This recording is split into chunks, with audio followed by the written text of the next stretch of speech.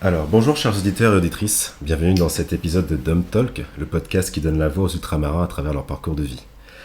Ici, on discute des problématiques des populations d'outre-mer vis-à-vis de leur territoire. Celles-ci regroupent la Martinique, la Guyane, la Guadeloupe, la Réunion et Mayotte, soit une population de 2,2 millions d'habitants, représentant 3,4% de la population française.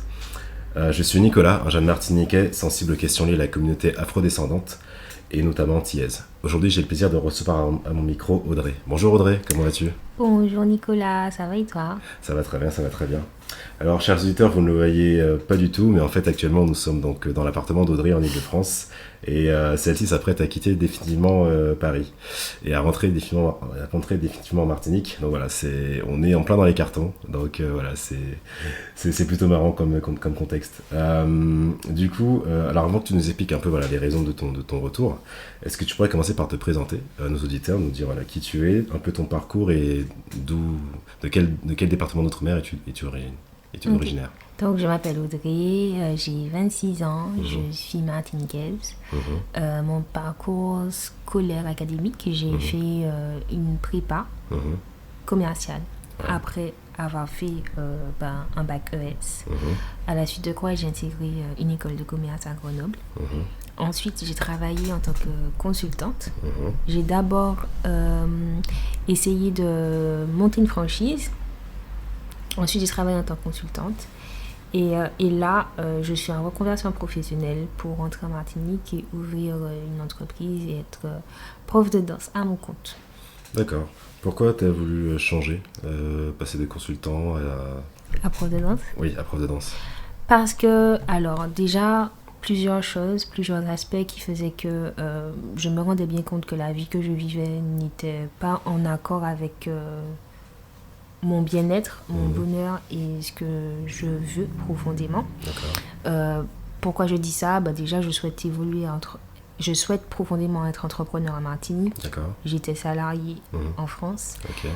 J'aspirais à avoir une vie paisible où je suis stimulée par la nature, par des beaux paysages.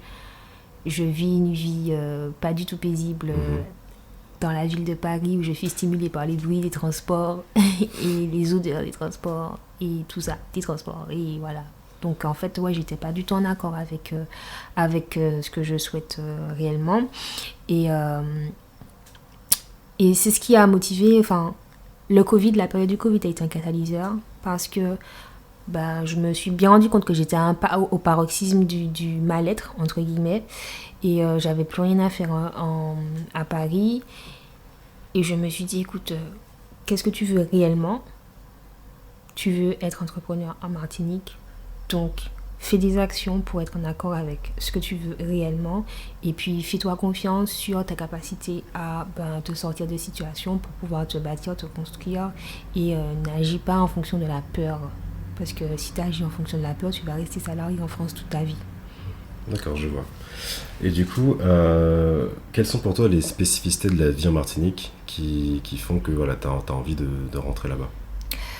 Alors, déjà, je suis attachée à mon origine de base, parce qu'il y a des personnes qui peuvent être ultramarines, martiniquaises, guadeloupéennes, sans avoir d'attachement en fait envers l'île. Donc là, j'ai l'attachement. Après, ce qui fait que j'apprécie ma vie là-bas, c'est le fait d'être en contact avec la nature, d'être en phase avec les personnes avec qui j'évolue, de pouvoir m'identifier à la culture, de pouvoir m'identifier au mode de vie, de pouvoir m'identifier à certaines pratiques, certaines traditions en fait. Et je sens que c'est là qu'il faut que j'évolue. En tout cas, c'est là que je me sens bien. Donc c'est ce qui fait que j'apprécie ma vie en Martinique. Ok, d'accord, je vois très bien. Donc voilà, c'est vraiment un besoin de te reconnecter à tes origines, à un environnement qui te parle, vraiment que plutôt le contexte de parisien où tu te sens un peu déconnecté de tout ça. Exact, exactement ça. D'accord, je vois. Pourquoi tu étais partie en France hexagonale ? Initialement, c'était pour les études. Donc en fait, quand tu fais une prépa commerciale, quand tu fais une prépa, classe préparatoire, tu le fais pour accéder à une école supérieure. il n'y a pas d'école supérieure en Martinique. Donc, il y a des établissements d'enseignement supérieur, mais école de commerce, école d'ingé, il n'y en a pas. Donc, il faut savoir que dès que tu fais une prépa, tu sais que c'est pour partir plus tard. Ensuite, il faut aussi savoir une deuxième chose, c'est que quand tu es diplômé de ces écoles-là, en règle générale, les emplois qui correspondent à ton profil se trouvent en hexagone. En tout cas, en tant que jeune diplômé. Management, c'est souvent assez général. Et puis, ça correspond aussi aux grandes entreprises, dans le sens où on te dit souvent, après une école de commerce, va dans une grande entreprise pour te forger, etc. Et ensuite, tu te spécialises en faisant des formations en interne. Voilà, quoi, tu fais ton parcours. Mais faire une école de commerce relativement générale t'amène plus facilement à être jeune cadre dans une grande entreprise plutôt que salarié dans une petite entreprise ou dans un grand groupe martiniquais. D'accord. Tu vois, donc en fait, de fil en aiguille, pour répondre à ta question, j'étais partie pour les études. Après les études, je suis restée en France parce que compliqué de trouver un emploi avec mon niveau de diplôme qui correspond à mon niveau de diplôme et à mon niveau de salaire aussi en Martinique. D'accord. Alors, c'est assez paradoxal ce que tu dis, puisqu'effectivement, tu vois, on se dit que voilà, t'es parti faire. T'as fait une grande école de commerce, t'as eu voilà, ton master, t'es diplômé de Bac+5, donc ça devrait t'ouvrir plus d'opportunités et faciliter. Voilà, si t'étais dans une démarche de vouloir être salarié en Martinique, faciliter ce retour et voilà, trouver un emploi plus facilement. Et tu dis que c'est pas vraiment le cas, où il y a une incompatibilité entre le parcours que tu as fait d'études et le marché de l'emploi en Martinique. Il y a une incompatibilité dans le sens où, pour avoir regardé un petit peu les offres d'emploi qu'il y a en Martinique, souvent ce qui ressort, ce sont des postes de commerciaux ou déjà des postes de commerciaux très spécialisés, genre par exemple des postes de commerciaux dans le frigo, tu vois, dans tout ce qui est climatisation, réfrigérateur, etc., dans l'agroalimentaire. Quand tu sors d'une école de management, t'es pas commercial, enfin tu n'as pas un profil aussi spécialisé, tu vois. Après aussi, j'ai le sentiment que les entreprises martiniquaises, les grandes entreprises, n'ont pas une organisation telle que qui permette de valoriser des profils comme le mien, où en fait tu peux venir dans une entreprise pour faire du management dans le sens global du terme. Donc je ne dis pas forcément manager une équipe, mais faire du marketing, faire des ressources humaines, faire voilà, du digital, etc. Il n'y a pas de département, en tout cas j'ai pas le sentiment qu'il y a un département qui recrute et qui veut se renouveler et qui soit ouvert aux nouvelles idées et aux choses modernes dans les grandes entreprises, ou en tout cas ça ne se reflète pas sur les offres d'emploi. Et ensuite, deuxième chose, de ce que j'ai pu observer, il y a pas mal, ils font beaucoup appel à des prestataires, donc des gens qui sont en freelance. Souvent les salariés ne sont pas super bien payés, et puis quand tu sors en école de commerce, tu vois la différence, parce que à Paris ou même dans les grandes entreprises de façon générale, il y en a à foison des offres d'emploi à jeunes diplômés, parce que en fait j'ai l'impression qu'en Martinique les personnes voient des jeunes diplômés comme des potentiels dont tu peux rien faire, en fait, des profils dont tu ne peux rien faire, qui peuvent rien t'apporter, alors que les grandes entreprises voient ça plutôt comme de la main d'œuvre que tu peux former, qui peuvent faire des choses pas ingrates mais un petit peu, enfin, que des personnes qui ont un niveau d'expérience plus élevé ne voudront pas faire parce qu'elles sont moins stimulantes, que tu peux payer à moindre coût, entre guillemets, parce que quand tu as l'habitude de prendre des cadres à 50-60K, ben une personne à 40K, ça te va, 30-40K, ça te va. Donc en fait, j'ai l'impression qu'il y a une perception des profils juniors qui est différente en Martinique et en Hexagone, qui fait que c'est plus facile de trouver un emploi et de se sentir valorisé quand tu évolues en Hexagone après de telles études, plutôt que quand tu vas en Martinique. D'accord, ok, je vois. Qu'est-ce que tu retires de ton passage en Hexagone, du temps que tu as passé ici? Alors, j'ai trouvé que c'était formateur, tant en termes professionnels qu'en termes d'autonomie personnelle. Le fait d'être ouvert, de pouvoir se débrouiller seul, de pouvoir partir en voyage seul à côté. Mentalement, ça ouvre ton esprit, parce que tu peux te dire, je pars en week-end à Londres, j'ai juste à prendre un billet d'avion, je dépense 80 € aller-retour dans un billet d'avion. Alors qu'avant, tu pouvais, par exemple, dépenser 80 € dans un meuble ou dans une soirée, et te dire non mais je ne peux pas dépenser 80 € pour prendre un billet d'avion pour partir un week-end, tu vois, alors que c'est la même somme. Le fait de faire des choses comme ça t'ouvre ton esprit, ça te donne un sentiment, ça te permet de te rendre compte un petit peu de ce que tu peux faire vraiment en fait. Donc ça, c'est clair que si j'étais restée en Martinique toute ma vie, j'aurais peut-être pas réfléchi comme ça. Le fait de pouvoir bouger aussi facilement, mon rapport à l'espace a changé. Pour parler plus globalement, mon rapport à l'espace a changé.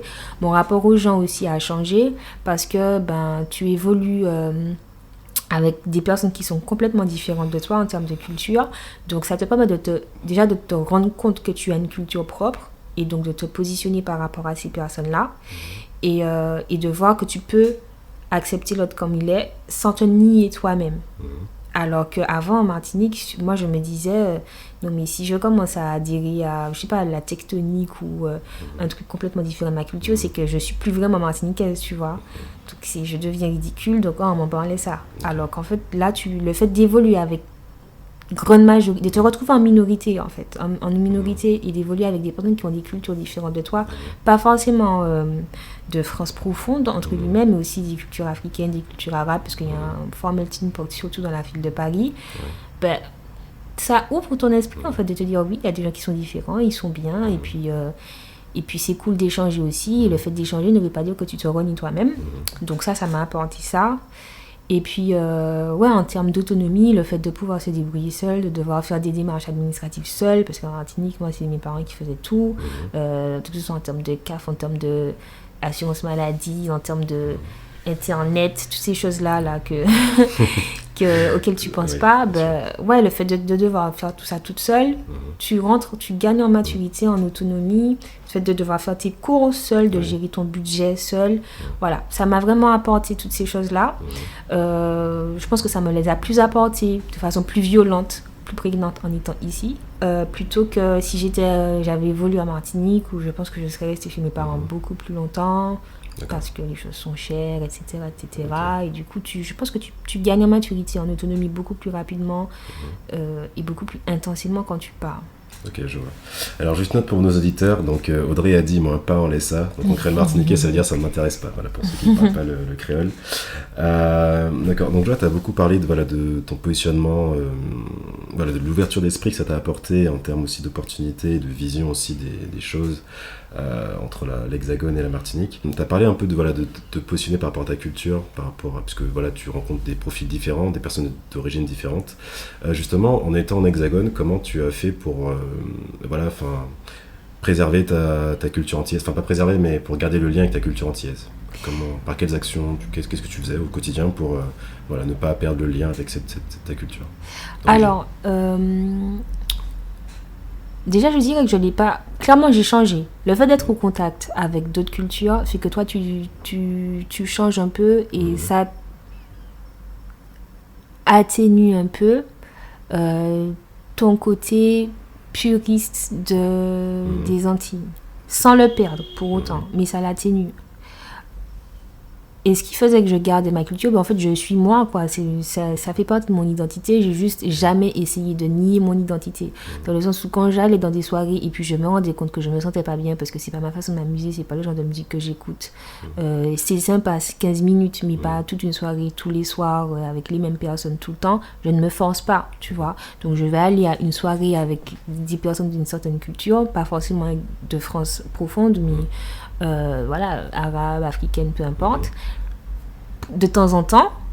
Mais si j'ai envie d'aller dans une soirée dancehall, pour moi c'est la base, que c'est là que je me sens bien, j'irai, tu vois.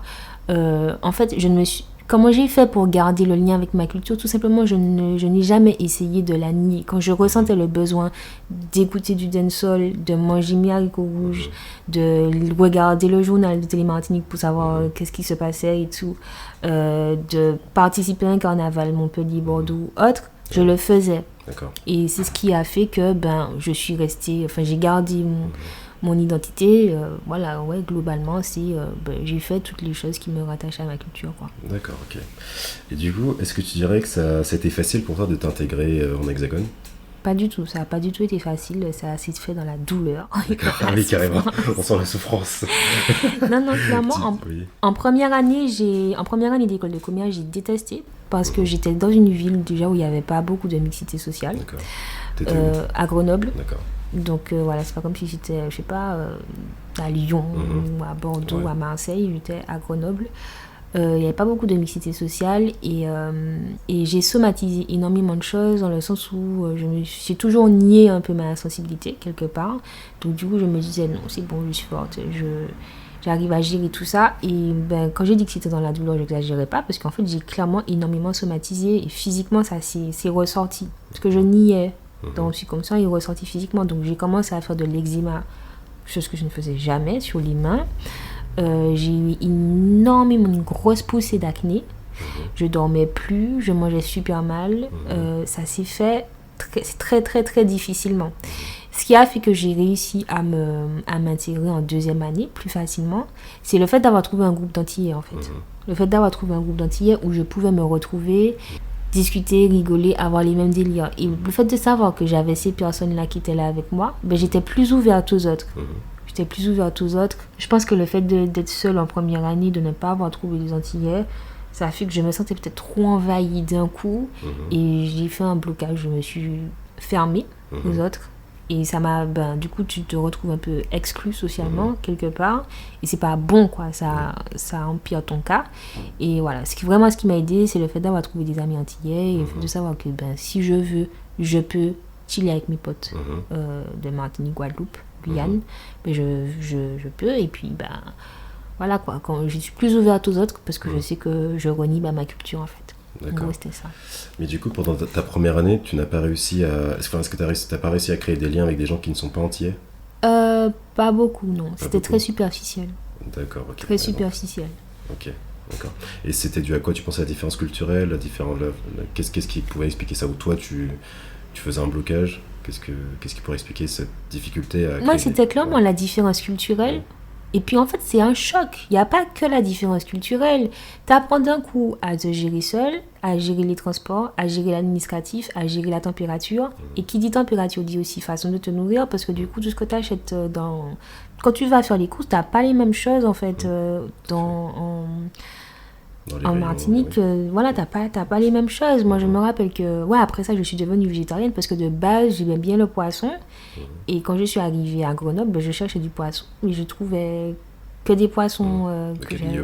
Voilà, et surtout aussi, je me suis rendu compte, quelque chose que je ne m'étais pas aperçu sur le coup, mais que le fait de voir la nature et de savoir que tu consommes avec des circuits courts, ça aide parce que le fait de ne pas voir la mer, c'est con ce que je vais dire, mais le fait de ne pas voir la mer, je faisais que je ne pouvais pas acheter de poisson parce que je me disais, mais d'où sort ce poisson, tu vois? Du coup, je n'achetais pas de poisson. Du coup, j'achetais de la viande, sauf que je n'aimais pas trop la viande.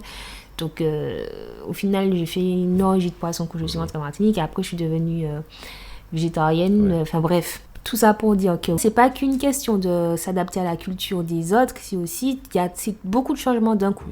Changement de climat, qui dit changement de climat dit changement de façon de s'habiller, tu ne réfléchis plus de la même façon avant de sortir. Voilà, tu peux oublier que... Par exemple, moi en Martinique, j'ai pas le réflexe de regarder la météo avant de sortir. Tu sors, juste tu sais s'il pleut ou pas, tu regardes le temps, mais tu prends ton parapluie et c'est tout. Alors que là, il faut que tu saches s'il fait plus ou moins froid pour adapter ta tenue. Voilà, les premières fois, tu sors, t'es pas bien couvert et tu souffres sur le coup, tu vois. Tu vas faire les courses, tu as l'habitude d'acheter, je sais pas, des tomates, des choux de Chine et puis des patates douces. T'arrives, tu vois des brocolis, des asperges, des courgettes. Tu sais, il faut que tu t'achètes quand même parce que tu sais que c'est comestible et tout, mais il faut que tu as... Je sais pas, moi je sais pas comment cuisiner ces trucs-là, tu vois. Donc, il faut que tu apprennes à cuisiner, il faut que tu t'habitues au goût. Après, tu vas à l'école et là, tu te rends compte effectivement que, culture différente, façon de rigoler différente, blagues différentes, façon de vivre différente, loisirs différents. Toutes ces choses-là faisaient que c'était trop d'un coup, en fait. Je me suis dit, non, calmez-vous, je ne peux pas gérer tout ça en même temps, tu vois. Et du coup, je me suis renfermée sur moi-même. Et la première année, c'était vraiment très, très, très difficile. C'est-à-dire que j'ai passé toute mon année à me dire quand est-ce que je rentre, quoi. Ok, je vois. Et tu vois, ça me fait penser à quelque chose, parce que voilà, là tu dis que tu as eu beaucoup de changements à gérer lorsque tu es arrivé du coup en Hexagone, mais est-ce que tu dirais que ça t'en avais conscience avant ton départ, Ou pas du tout? Je n'avais pas du tout conscience parce que je me disais, bon, la Martinique, c'est la France. Et ce sera pareil. Je n'avais pas du tout pris en compte le changement culturel. Je ne l'avais pas même imaginé. Je pensais juste que... Enfin, je me disais, les gens, ils mangent, ils dorment, ils rigolent, ils vont à l'école. Tu sais, c'est... Et puis ça reste un peu la culture occidentale. Alors nous, on a la culture caribéenne aussi, mais on est aussi occidentalisé. Donc je me disais, il n'y a pas de raison pour que je ne me retrouve pas. Je crois que je ne m'étais même pas posé la question, en fait. Je suis allée comme ça. Et c'est quand je suis arrivée que je me suis rendu compte que c'était pas du tout le même délire, quoi. Les premières soirées étudiantes, tout le monde fume. Les gens, ils écoutent ce qu'ils écoutent, les blagues qui les font rire, les rapports qu'ils ont aux autres, le fait qu'ils restent là et qu'ils boivent des bières, enfin... C'était différent, quoi. Les blagues, genre le limousin, des trucs comme ça, mais on fait pas ça chez nous, voilà. Alors pour ceux qui savent pas, peut-être que... Alors je sais pas si c'est propre aux écoles de commerce, parce que moi aussi j'y Il me semble que les écoles d'ingé le font. Les écoles d'ingé le font. Alors en gros, pour que vous compreniez, si vous ne savez pas, la danse du limousin, en fait, donc c'est un chant. Et en fait, plus on le chante et plus la personne qui le chante est censée se déshabiller. Voilà. Donc forcément, nous aux Antilles, en tout cas, on n'a pas ça. Ouais, on fait pas ça. Et à la fin, et en fait, ça crée une sorte de pression sur toi parce que quand t'es désigné, t'es face à tout le monde et les gens, ils veulent tester un petit peu ton courage. Sauf que en fait, c'est humiliant parce que tu peux te retrouver face à des centaines de personnes et te retrouver à poil et après tu te dis que t'as fait un truc que tu voulais pas faire. Il y a des snaps et tout le monde parle de toi après et tu peux te sentir mal. Et puis c'est pas drôle, enfin... Ouais, non, c'est sûr. Alors après, c'est vrai qu'en général, dans ce genre de choses arrive dans un contexte un peu alcoolisé, dans les bars, où là, les gens... Ouais, et surtout dans les soirées étudiantes. Surtout dans les soirées étudiantes. Et c'est vrai que, oui, c'est vrai que nous, de notre point de vue, c'est difficile à concevoir comme quelque chose de drôle. Enfin, en tout cas, personnellement, moi, c'est pas une façon... c'est pas de cette façon-là dont je m'amuse. Après, voilà, chacun a sa façon de s'amuser, mais c'est vrai que... Mais ça fait partie du choc culturel. Moi, la première fois que j'ai vu ça, je me suis dit, mais c'est quoi ça? Et quand tu vois que la personne se sent mal après, et que les gens se moquent de lui, tu te dis, mais ça vous fait rire, ça? Bref, c'était un exemple particulier, mais pour dire que, ouais, quand je suis arrivée, je ne m'attendais pas à tant de choses. J'avais l'impression d'être partie en échange, sans qu'on m'ait dit que je partais en échange, tu vois? Bon, okay. Parce que quand tu pars en échange, tu te dis, oh, je vais découvrir de nouveaux trucs, et là, tu es dans une autre disposition mentale. Ouais, tu es plus disposé à t'ouvrir, etc. Et là, non. Donc pour toi, oui, donc la France hexagonale, c'était limite un pays étranger, en fait. Mais c'était totalement ça, j'étais partie en échange. Je vois. Comment tu définirais ton identité? Je me sens moi, je me sens, entre guillemets, enfant du monde. Parce que j'ai ma culture de base, mais je me rends bien compte que je n'ai pas la même mentalité ni la même perception des choses qu'une personne qui n'est jamais sortie de la Martinique. Et pour moi, c'est une richesse. Et je ne suis pas non plus... je ne vais pas non plus m'identifier à quelqu'un qui est né, qui a grandi en France hexagonale. Je dirais que je me sens... enfant du monde, mais martiniquaise, mais enfant du monde. Après, je suis beaucoup plus... je me sens beaucoup plus proche et je m'identifie beaucoup plus à la culture caribéenne qu'à la culture occidentale. Non, je comprends. Je voulais qu'on parle un petit peu de ton retour et que tu nous dises pourquoi tu as eu cette envie de rentrer définitivement en Martinique. J'ai eu envie de rentrer définitivement en Martinique parce que ça correspond à ce que j'ai toujours voulu faire aussi longtemps que je m'en souvienne. J'ai toujours voulu entreprendre en Martinique et puis c'est là que je me vois vivre et évoluer et c'est là que j'ai envie de dépenser mon temps, mon énergie, mon attention. Sans pour autant que ça me ferme à d'autres endroits. Donc je me vois bien établie en Martinique et après, je sais pas, voyager en Amérique latine ou en Asie, etc. Mais j'ai envie de vivre là-bas et c'est ce qui a fait que je suis rentrée étant donné que c'était ma volonté profonde. D'accord. Et comment tu as préparé ce retour? Je ne l'ai pas du tout préparé. D'accord. Ça a été fait sur un coup de tête? Oui. Alors en fait, juste avant le Covid, mon emploi s'était terminé, j'étais consultante. Mon emploi s'était fini et j'avais décidé de me lancer dans un projet de développement personnel. Et je comptais faire ça pendant 3 mois. C'était en décembre 2019. Donc de janvier à mars, je comptais faire ça. Et après, retrouver un emploi dans le conseil. Et puis, il y a eu le Covid. Oui. Donc du coup, c'était tendu de retrouver un emploi. Clairement, les consultants, on les virait, quoi, on les embauchait pas. D'accord. Et voilà, je commençais à déprimer, je me sentais pas bien. Et je suis rentrée en Martinique pour les vacances. Donc juillet, août. Et j'étais stressée par le fait de ne pas trouver un emploi. Et tout mon entourage me disait, mais reste, viens et tout. Et moi, c'était absolument inconcevable que je rentre maintenant parce que mon plan de carrière, c'était travailler pendant 2 ans, économiser à fond et investir mon argent en Martinique, chose que je n'avais pas pu faire. Donc non, c'était hors de question. En plus, je voulais acheter un appartement et tout. C'est un investissement locatif, donc c'était hors de question. Tant que je n'avais pas fait ces étapes-là, jamais de la vie, je rentre en Martinique. Après, quand je suis repartie en septembre, j'avais des entretiens, j'avais plein d'entretiens. J'avais 11... Enfin, entre 10 et 15 entretiens. Je suis repartie pour passer ces entretiens-là et j'en ai réussi aucun. Et puis, ma vie n'avait plus de sens là où j'étais. Et c'est là que je me suis dit, parce que je crois en fait en une force supérieure qui te guide quelque part, tu vois. Et les Kamites disent que ce sont leurs ancêtres. Je crois en ça. Et je me suis dit, peut-être que si tu trouves rien ici, c'est peut-être que c'est parce que c'est pas là qu'il faut que tu sois. Parce que parallèlement à ça, j'avais pas mal d'opportunités où je sentais que je pouvais facilement avoir des opportunités dans la danse en Martinique. C'est une activité que j'avais développée à côté depuis quelques mois. Et je sentais que ça pouvait prendre. Et quand je suis rentrée en Martinique, il y a plusieurs personnes qui m'ont reconnue et tout. Et ça m'a forcé à me poser.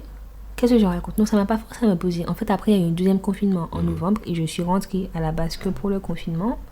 Et quand je suis rentrée, je me suis dit, écoute, tu vas pas non plus rester là à subir le Covid, etc. Professionnellement, tu ne peux pas. C'est pas le plan de carrière que tu avais rêvé, mais il faut bien que tu t'en sortes un peu. Donc, j'ai commencé à lancer un petit peu la danse et à communiquer sur les réseaux. Et quand j'ai fait ça, il y a eu une abondance de personnes qui sont venues vers moi. Et je me suis dit, on aurait dit que les gens attendaient que ça en fait. Et donc j'ai fait ça, tout en continuant un petit peu à chercher à côté. Et puis je me suis rendu compte que j'aimais trop mon quotidien. J'aimais trop ce que je faisais. Donner des cours de danse aux gens, surtout le relationnel, discuter avec mes queens, comme je les appelle.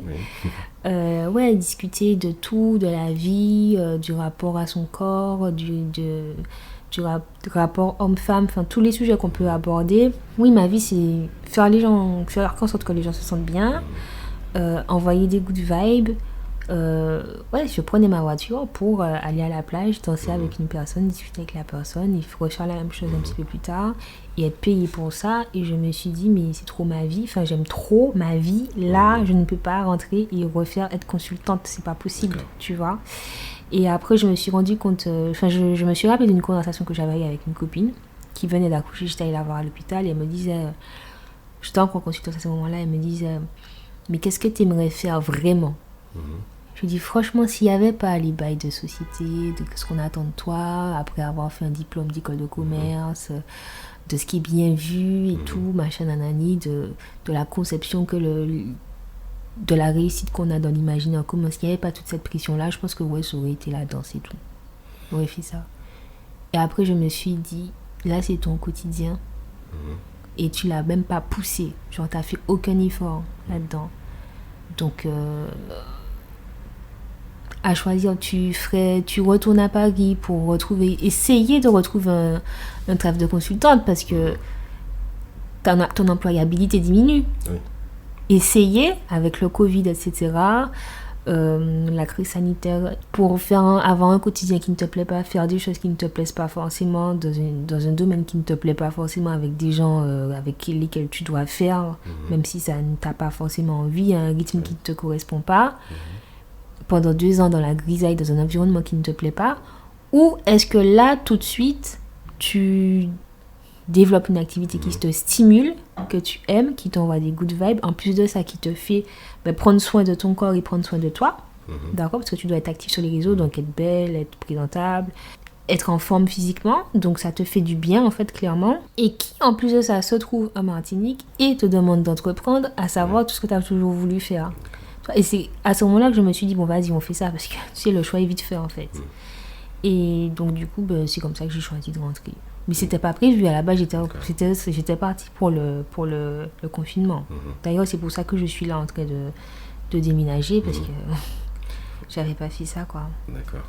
Mais donc c'était une succession d'événements et de prises de conscience qui t'ont amené à te dire c'est le moment, il faut y aller. D'accord, ok, je vois.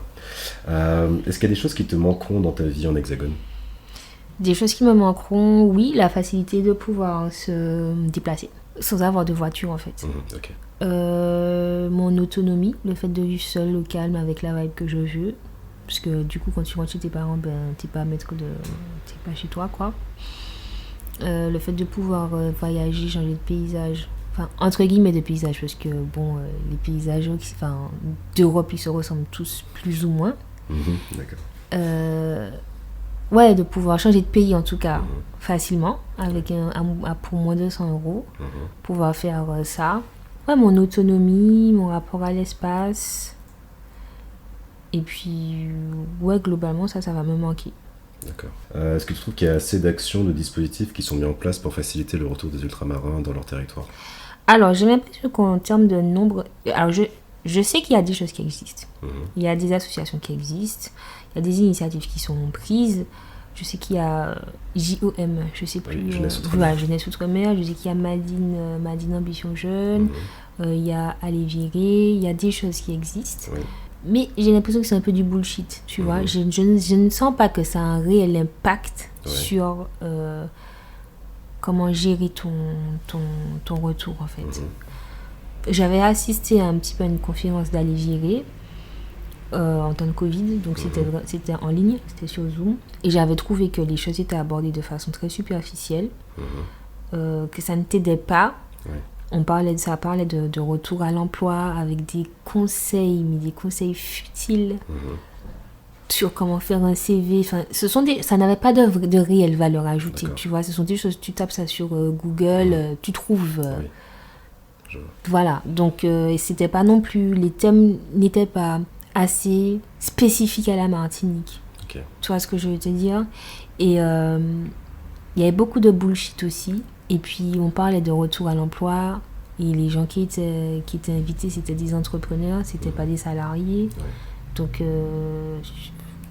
voilà, quelle légitimité tu as à me donner des conseils sur comment trouver un emploi en Martinique alors que tu as créé le tien?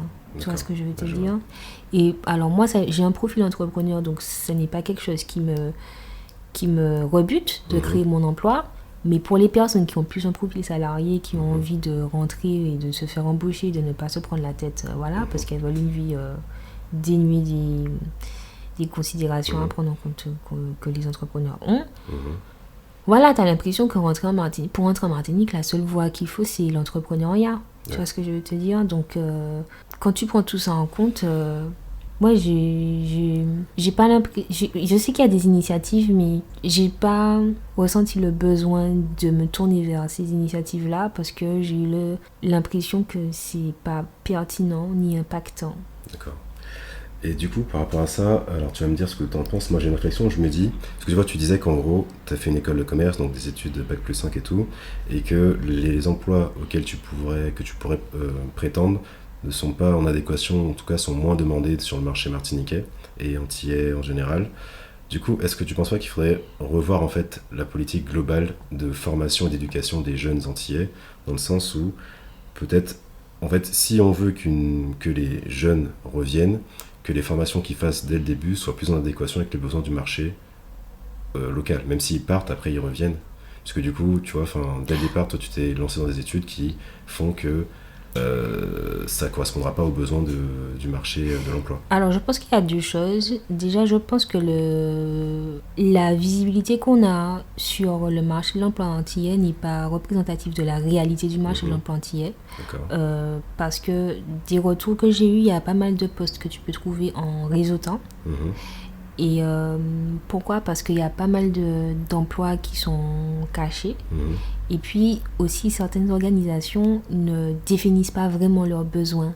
Donc en fait, ils auraient bien besoin d'une personne pour faire telle tâche. Parce qu'on se rend bien compte en fonctionnant dans l'entreprise que voilà, il manque des gens pour faire des choses parce que ça n'avance pas.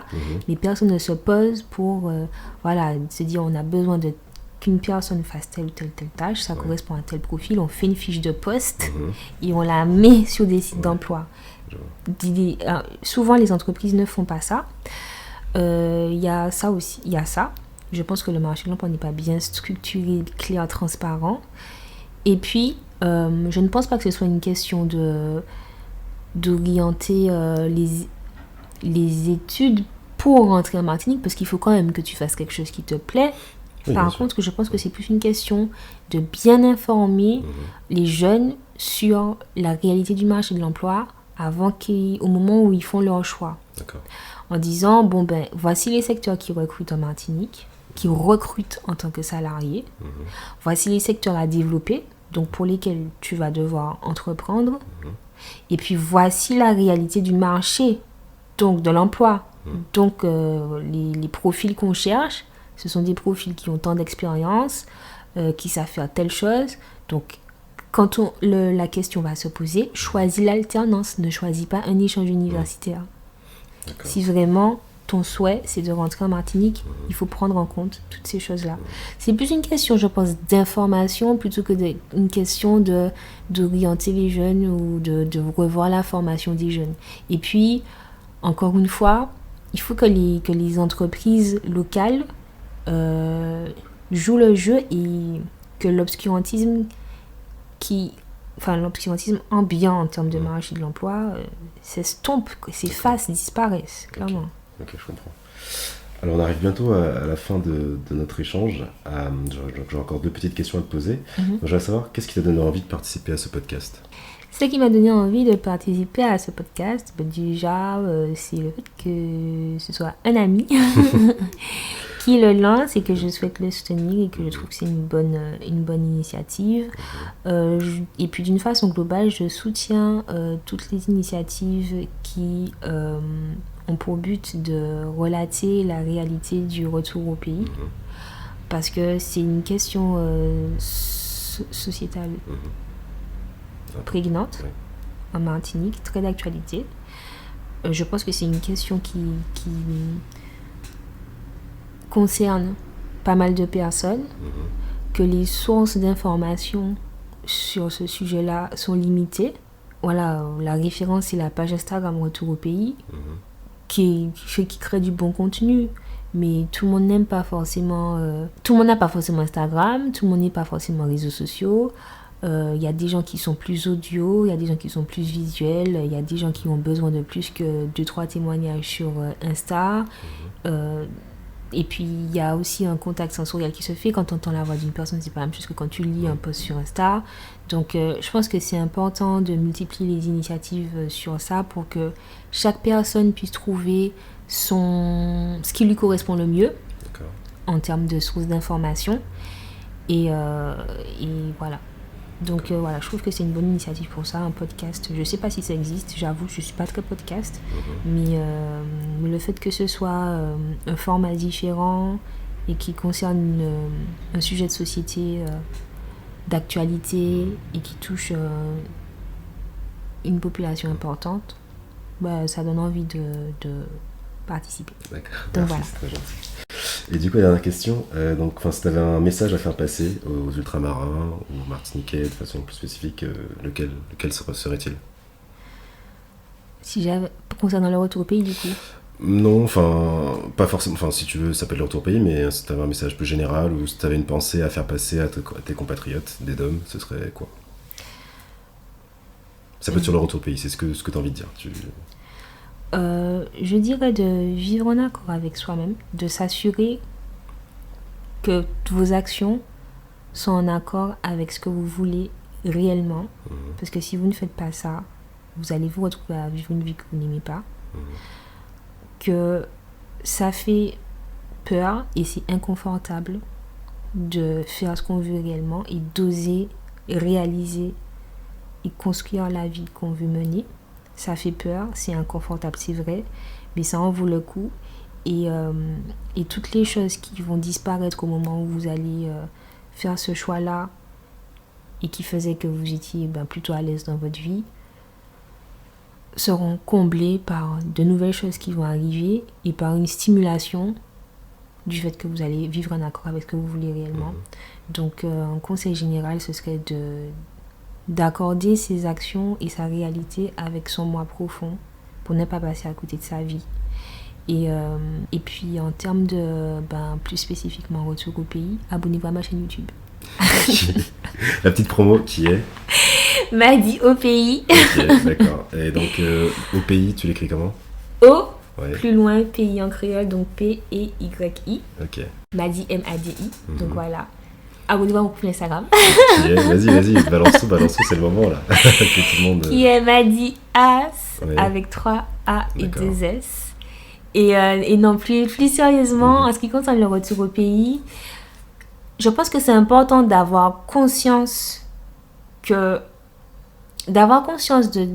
l'aspect géopolitique qui fait qu'on a tant de difficultés que ça de rentrer au pays. C'est important de le savoir. Toutes les questions de génocide par substitution, de relations anti-France, toutes ces choses-là, la difficulté de trouver un emploi, ce n'est pas anodin. La vie chère, ce n'est pas anodin. Ce ne sont pas des hasards. Avoir conscience de ça, avoir aussi une conscience collective et de prendre ces choses-là en compte lors de son choix, mais de ne pas se sentir obligé, en fait, de rentrer pour ça. La priorité, ça doit être de vivre en accord avec ce qu'on souhaite réellement. Donc oui, c'est important d'avoir conscience de notre réalité sociale, mais c'est aussi important d'avoir conscience de son moi profond. Donc voilà. D'accord. Et abonnez-vous à ma chaîne YouTube aussi. Ok. Dans tous les cas, voilà, je mettrai les liens dans la description du podcast de cet épisode. Voilà, chers auditeurs et auditrices, je vous remercie beaucoup de nous avoir écoutés. Je remercie beaucoup Audrey pour sa participation à cet épisode. Je vous dis, n'hésitez pas à nous suivre dans notre page Instagram, à retrouver le podcast sur les plateformes de podcast que sont Spotify, Apple Podcast et les autres plateformes en général. Notez-le 5 étoiles, n'hésitez pas à mettre un commentaire, n'hésitez pas à partager également. Et voilà, comme on dit chez moi, je vous souhaite un bon courage et à bientôt. Please face à un autre soleil. À bientôt pour un prochain épisode. Au revoir. Au revoir.